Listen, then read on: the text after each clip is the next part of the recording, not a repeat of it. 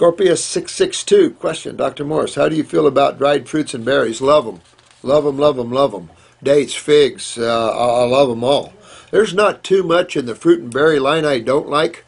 I mean, there's some exotic fruits I might have a little bit of an issue with, but I'm pretty much good to go with everything.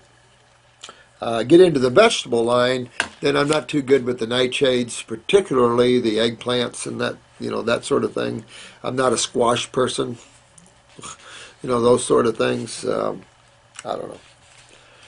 I also wanted to ask you about water. If you're not utilizing water very well and are constantly dehydrated, no matter how much water you drink, what could that be? Well, that's an excellent question, and we've been talking about that, and that is interstitial lymphatic constipation. That is when your lymph system isn't moving anywhere fast, and that, my friend, causes interstitial, which is what we're talking about around the cells, interstitial dehydration. And you're exactly right. You cannot rehydrate the human body with water. You must get the body filtering this lymph system. Think of it as a stagnant lake that you need to get water coming in and stagnation moving out. And then you can refresh that lake. But until then, you just have a stagnant lake, and then you get palm scum. Then we can take the palm scum and sell it as blue-green algae. And then people can eat it. No offense, but that's the problem. And that's why you see fungus in the human body as well. Same thing, palm scum. We gripe about having candida, but we'll eat palm scum. Family, remember? So this is some of the problems that are out there and the way we look at things. But moving the lymph is really key to true systemic hydration. That's all I can say. That's the key. So kidney and adrenal work are very key. The nice thing about why not so much water fasting at first and the fruits and the berries is they're so rehydrating. They're so astringent. They actually have that positive and electrical movement to the nervous system and to the cells. So it turns on the electrical department. It actually gets everything moving from every level. And that's the beauty of fruits and berries. They turn on the nervous system. The only foods that really do adequately. They move lymph. The only foods that adequately do that. They hydrate. The only foods that adequately do that because of the first two things. So it's all win-win-win, especially for the human and also for the dogs. We've been talking about dogs here recently. And, you do the best you can. That's why the herbs help with the animals when you can't totally make some of these animals. And you wouldn't make a dog a frugivore. But you could make him somewhat of a herbivore, kind of a combination. Thanks for your question. And this is RETETECUGUST. Don't even let me go there.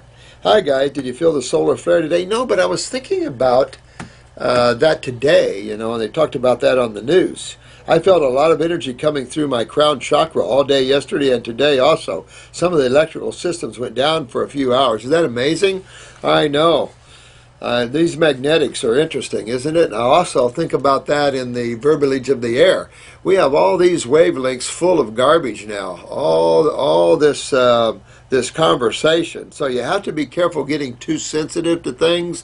Be your own powerhouse of magnetics, or you can get confused just walking outside.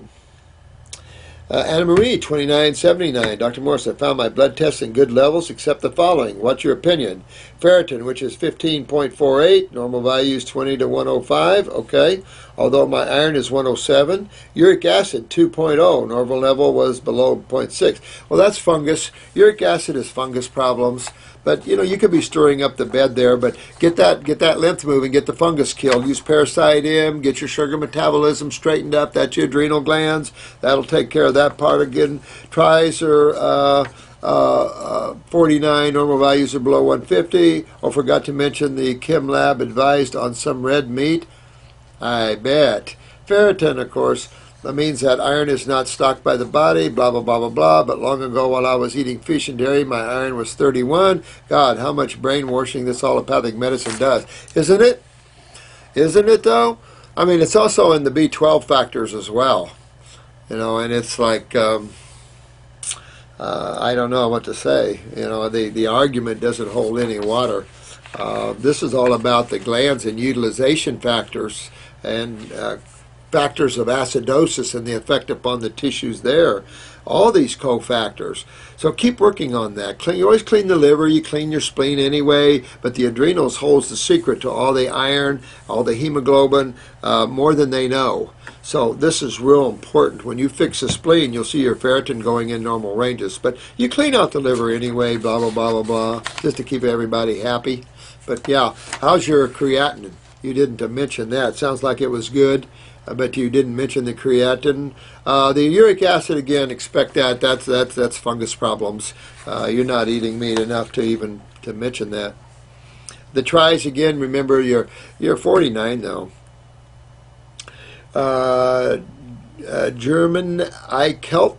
Hi, my friend. Hi, Doc. I've heard you say Goldenseal is one of the most powerful herbs on the planet. Do you mean the root or the leaf? Goldenseal root. I notice you don't use it in your formulas because of its high cost. It's high cost and availability. Goldenseal was just about wildcrafted off the planet. Some of these herbs, like coltsfoot, the same way, almost cultivated off the planet. So that's the problem with wildcrafting too. We're going to be at such a demand level that I think those that want to become herbal farmers would be a good idea, because I think when the world wakes up to the powerhouse of botanicals and the need we have for good, strong, organic botanicals, I think they're going to see more of that, because we can only wildcraft so much and without stripping the land. The same problem man's doing everywhere, stripping the land again. So we have the brain power to put up greenhouses and to grow all kinds of fantastic herbs and fruits and berries and melons, and so and vegetables. So that needs to take place. But I do love the Goldenseal. But again, it's just when I see an herb that's almost wildcrafted off the face of the earth, I'm just not going to help that. I want to, pull back and use something. But for blood sugar, really good. And for pancreatic problems, Goldenseal. And I do have it in my pancreatic formula, I believe. But again, the high cost of it, because people already gripe at the cost of herbs. And you can imagine when we use more expensive herbs, we either have to eat the difference, or and we don't have a lot of room to eat. So, like people think you do. We run 1 to 4 concentrates. You don't run 1 to 4 concentrates and do what we do with the herbs and sell them for what, say, Nature's Way could, even though we're priced the same. We do that just because our focus is more formulas. I've always told the staff to keep everything down because we use more formulas, but that's the way I found remedy. I find that if you use one formula at a time, you're not gonna feel it much. You're not gonna really. It'll help. We've seen it help people, but not to the extent that we want. We really want you to go full bore and really get in and get out. It's just like in the military. We got a mission. We go in, we do it, and we get out. And that's just what this is. We really want to get in, get out, and then let your food be your medicine and your medicine be your food. Although the herbs are foods. And I've had people on them for 10, 15, 20 years, and when they come off of them, they don't feel as good. And this is Lorena 411. Hi, sweetheart. Or could I call you? Oh, quit it. Quit it. I'm just like you guys. I just had a lot of years at this, so I'm just like you guys, sweetheart. I've been taking your advice and doing the lemon cleanse. Ooh, how you doing? And eating mostly all fruits, and I'm feeling much better. Good. I'm also preparing myself for your butt-kicking herbs. You haven't started them yet? You need to get on that and try those butt-kicking herbs. My mother has been watching me do this for the past 2 weeks and became interested. Now that's cool. I like your mom already. In what I was doing. I was so excited to share the knowledge I have learned, and I continue learning. Thank you, dear. She had a question that I'm not sure you have ever mentioned. Oh, good. What is it? However, I believe I know the answer. What's your take on red yeast, rice, garlic, and onions? Good, bad? Thanks again. Lots of loves and hugs, and lots of loves and hugs back to you, dear.